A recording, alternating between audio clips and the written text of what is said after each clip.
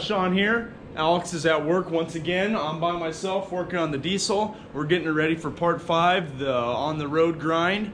And right now I'm going to be building myself a custom kit for the killer dowel pin, which in Cummins is pretty much the main killer of the million-mile motor. So what that dowel pin looks like, we'll bring you over here, is right there. I already took the bolt out. It's a 10 millimeter.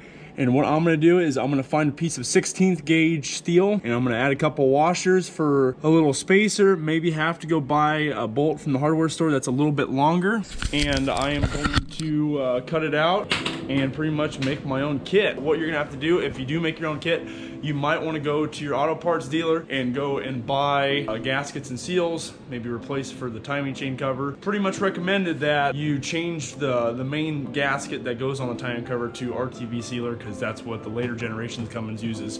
And that is honestly the easier bet. I'm gonna get at it and I'll show you the finished product. It's not really fun to watch me cut, weld, and recut and re-weld. So, see you soon.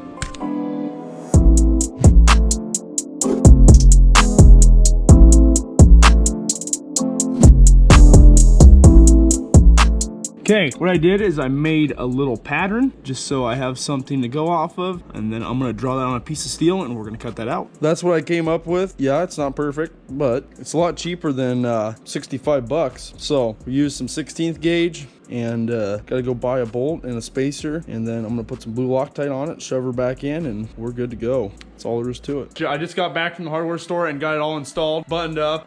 The bolt is an M8 by 1.25, and that bolt ends up being, you're gonna want 1.25 inches. Not anything smaller, not anything less, because I think it was about perfect because you don't have very many threads in the block. So this is it all installed. I used a lock washer and another washer, welded them together right behind there to make the spacer. The spacer is about 3/16 of an inch. Then you add that 16th, so you're right at a 1/4 inch space. So that's about a 1/4 inch gone from your bolt, so you got 1 inch in the threads. So there is my homemade dowel pin retainer. So you do want to use blue Loctite when you put that bolt back in, and you want to really torque that sucker down so it doesn't vibrate loose. So there you go. That's saving about 65 bucks for a cheap kit and 156 for an expensive kit. So that's just one of the many things. Save your cash, learn some skills.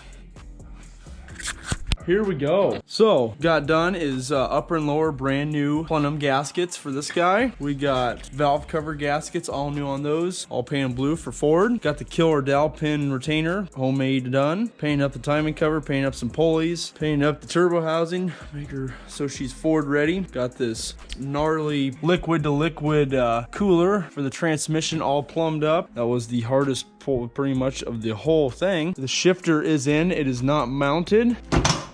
You can see it laying there in the center. What we got left, me and a buddy are gonna throw on the front end here in a couple minutes, and then the nice endeavor of wiring this whole contraption will begin. It's not gonna be too hard. I'm gonna use pretty much the Ford original regulator with the Cummins diesel's original alternator, and then I'm gonna still use the solenoid from the Ford original harness, connect the key to the starter, and then pretty much run a switch for this VE pump. I would run it on the key, but you know what, I kind of want to make it harder for people to steal since it is not a manual. So that is the down low. You'll see us next time putting on the front end.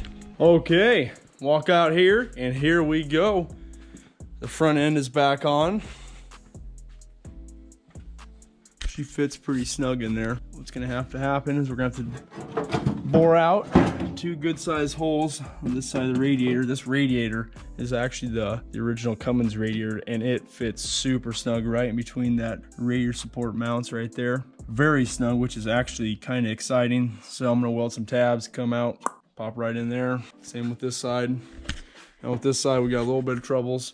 That turbo is, for anything to come off of it, it's gonna hit that inner fender. So right now I'm trying to decide if I wanna cut that fender and bring it all the way through. Mostly I just have to notch it right there, and then probably just cut it right through here, and then it'd come back to right here. That intercooler, it's gonna mount very, very close to that grill assembly, which I'm gonna definitely have to clearance, which means cut a bunch off of. But other than that, it does fit very decently, and it's looking completed.